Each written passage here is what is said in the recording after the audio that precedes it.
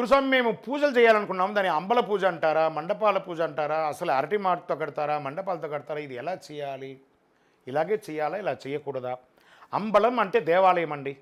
దాని అప్పటి కాలంలో అరటి చెట్టుతో కట్టేవాళ్ళు, ఇప్పుడు అంతా రెడీమేడ్ వచ్చేసింది. తర్వాత ఫ్లవర్ డెకరేషన్తో కూడా చేస్తున్నారు, అన్ని రకాలుగా చేస్తున్నారు. కాబట్టి అంబలం అంటే దేవాలయం.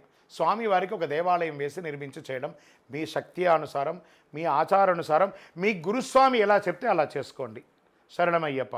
గురుగారు, ఇక పూజా సమయంలో లేదా భిక్ష సమయంలో అందరూ షర్ట్ ఇప్పేస్తారు, దానికి ఏమైనా కారణం ఉందా అని అంటే ఉందండి. పేద లేదు, రాజు లేదు, ఎందులేని అద్భుతం, అందులేని ఆనందమే అయ్యప్ప దర్శనం. ఇప్పుడు మనం సివిల్గా ఉన్నామనుకోండి, కడక్ ప్యాంట్ షర్ట్ వేసుకుంటాం. మన పని వాళ్ళు కానీ, లేకపోతే డ్రైవర్స్ కానీ, ఇంకొకరు కానీ వారు ఇంకో రకంగా వాళ్ళు సమబంతి భోజనం చేస్తామా, చేయం కదా, వాళ్ళు అక్కడ పో ఇక్కడ తిను అని అంటుంటాం కదా. కానీ పావుల తులసి మాల వేసుకోకని ఇటు సేటు మాల వేసుకున్నా, డ్రైవర్ మాల వేసుకున్నా, పెద్దవాళ్ళు మాల వేసుకున్నా, తన తోటి వాళ్ళు మాల వేసుకున్నా ఒకరికొకరు నమస్కారం చేసే సంస్కృతి. పేద లేదు, చిన్న లేదు, సమబంతి భోజనం చేసే ఏకైక దీక్ష ఈ ప్రపంచంలో ఏదైనా తన పేరును తన భక్తుడికి ఇచ్చి తనంతటి వాడిని చేసే గొప్ప దీక్ష ఈ ప్రపంచంలో ఏదైనా ఉందంటే అది అయ్యప్ప దీక్ష. కాబట్టి పూజ సమయంలో మేమందరం సమానం చెప్పి షర్ట్ ఇప్పేసి టవల్ నడుము కట్టుకొని చక్కగా సమబంతి భోజనం చేసే అన్నదానం చేసే ఒక పూజనే ఈ యొక్క అయ్యప్ప పూజ. అందుకని షర్ట్ ఇప్పడం జరుగుతుంది. శరణమయ్యప్ప. శబరిమల అయ్యప్ప స్వామి వారి దర్శనానికి ఇప్పటి కాలంలో మేము ఎలా చేసుకోవాలి స్వామి? ఇప్పుడు TDB అంటారు, అంటే ట్రువాన్కోర్ దేవస్వం బోర్డ్ అనే ఒక దాంట్లో ఆ వెబ్సైట్లో వర్చువల్ క్యూ లైన్స్ ఆన్లైన్ అని చెప్పి డేట్స్ని ఇస్తున్నారు. రోజుకి 60,000 70,000 మందికి దర్శనం ఇస్తున్నారు. నేను చదువుకోలేదండి, నాకు తెలియదంటే ఎక్కడైనా ఇప్పుడు ఎక్కడ ఈ సేవ ఆ సేవ ఈ సేవ ఉంది కదా, అన్ని సేవల్లో ఉంటారు. లేదా తెలిసిన వాళ్ళ దగ్గరైనా చేసి అది ఉచితం, నో రుసుము. ఆన్లైన్లో మీ ఆధార్ అప్డేట్ చేసి మీ దర్శనం టైం బుక్ చేసుకోండి. ఆ టైం ప్రకారం వెళ్ళండి. శబరిమలకి వెళ్ళే వాళ్ళు వెళ్ళండి, దర్శనం చేసుకోండి, ఇమ్మీడియట్గా దిగి వచ్చేసేయండి. వెనక మీకోసం చాలామంది దర్శనం మీ తోటి వాళ్ళు కూడా ఉన్నారు కాబట్టి వాళ్ళు క్యూలో ఇబ్బంది పడకూడదు. మీరే 2-3 రోజులు అక్కడ ఉండి అందరికీ దర్శనానికి ఇబ్బంది పెట్టకుండా వెళ్ళండి, దర్శనం చేసుకొని వచ్చేసేయండి. శరణమయ్యప్ప. ముద్రవడి గురుదండం అనేది ఈ యొక్క అయ్యప్ప దీక్షలో ఎప్పుడు ప్రదానం చేస్తారు? అసలు దీని యొక్క విదేశం ఏంటంటే 18 యాత్ర చేసిన ఒక గురువుగారు, ఆయన 18 యాత్ర పూజ చేసుకునేటప్పుడు తనకి మొట్టమొదటి మాల వేసినటువంటి గురుస్వామిని పిలిపించుకోవడం, ఒక ఉపదేశం చేయించుకునే వారి దగ్గర ఆ 18 ముద్రను సాక్షాత్ పరమేశ్వరుడుగా అయ్యప్పగా భావించి ఆ గురుముద్రను వారికి ఇవ్వడం, దాన్ని శబరిమలలో స్వామివారి చేతుల మీదుగా తీసుకొచ్చి పెట్టుకొని దానికి నిత్యం పూజించడం అనేది ఒక ముద్రవడి యొక్క శాస్త్రం. వారికి అవబృధ స్నానం చేయించి 18 కలశాలు పెట్టి చేయడం అనేది ఒక శాస్త్రం. కాబట్టి ఆ 18 యాత్ర అప్పుడే ముద్రవడి అనేది ఇవ్వడం జరుగుతుంది. శరణమయ్యప్ప.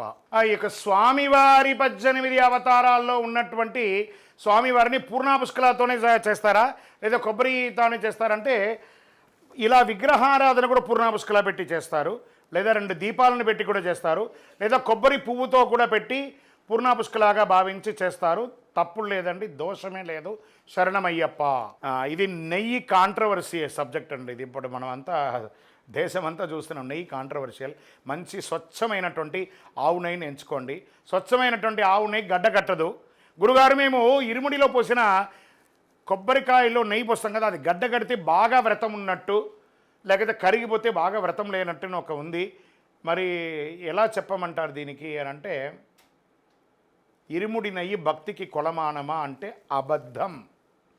ఏమండి, మీ తల మీద ఇలా చేయబెట్టుకొని చూడండి, ఒక 5 నిమిషాల తర్వాత చాలా వేడి వస్తుంది.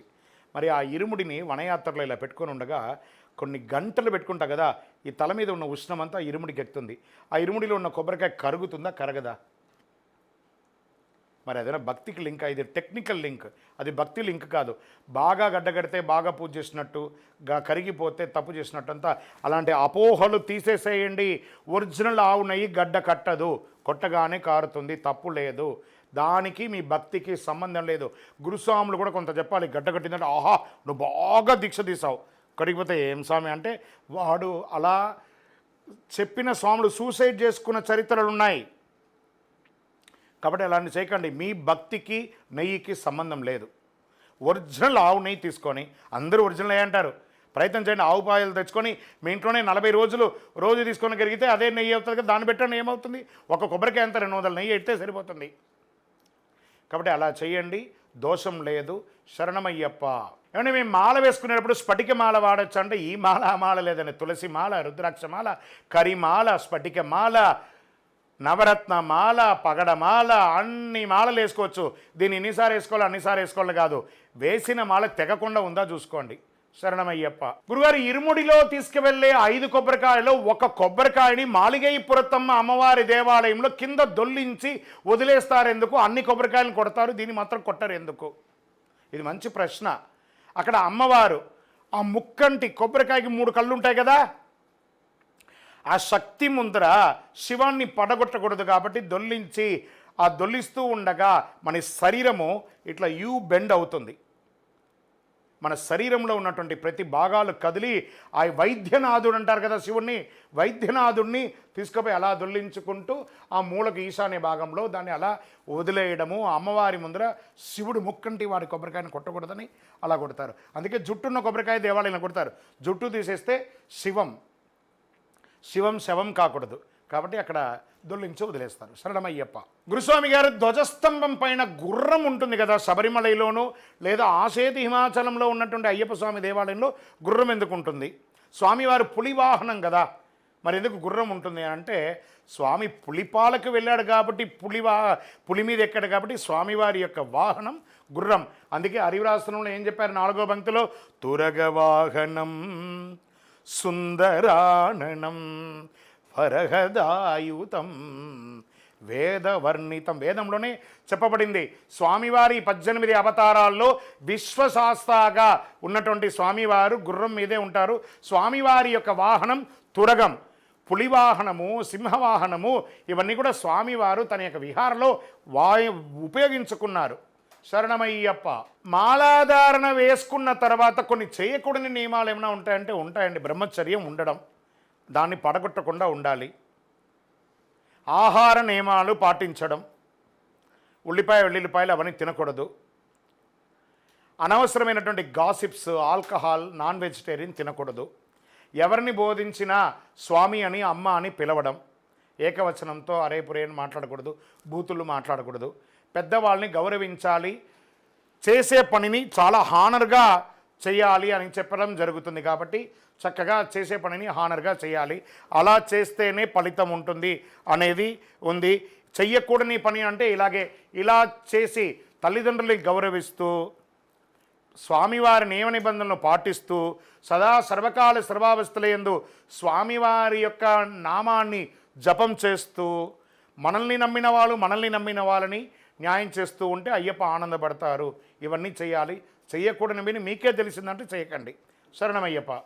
చెప్పాడుగో. ఇప్పుడు గురుగారు ఈ మాల వేసుకుంటే కరిమాల, స్ఫటికమాల ఈ ఏజ్లో వేసుకోవాలి, ఇన్నిసార్లు వేసుకోవాలి అని అడుగుతున్నారు. ఇలాంటిది ఏమైనా నియమం ఉంటుందంటే ఏం లేదండి. మాలధారణం నియమాల తోరణం.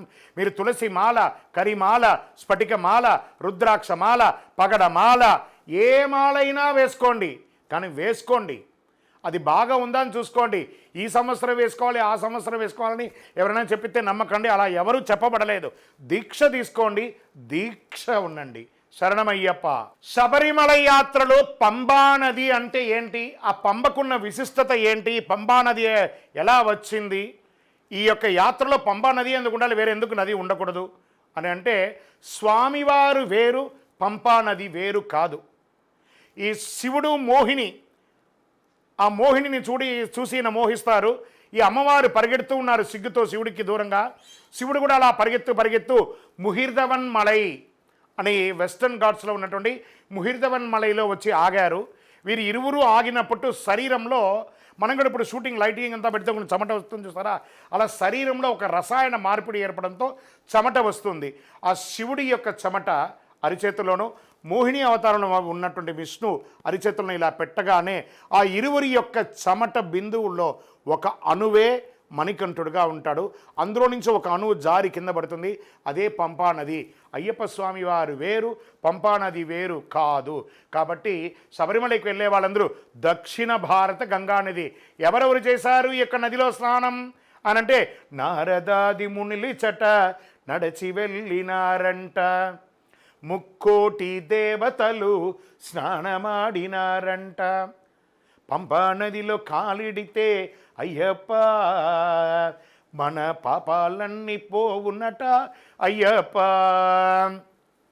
ఈ పంపా నదిలో అందుకే సబ్బు పెట్టుకోకండి, మీ బట్టలు వదిలేయకండి, ఎంగిలు ఉమ్మకండి, మూత్ర మాలిన్యాలు చేయకండి అని అక్కడ కేరళ ప్రభుత్వం వారు, ట్రువాన్కోర్ దేవస్వం బోర్డు వారు అడుగు అడుగున చెప్తున్నారు. కాబట్టి మీరు ఏది చేసినా అయ్యప్ప మీద చేసినట్టే. శరణం Ayyappa. For more videos like this, subscribe Big TV channel.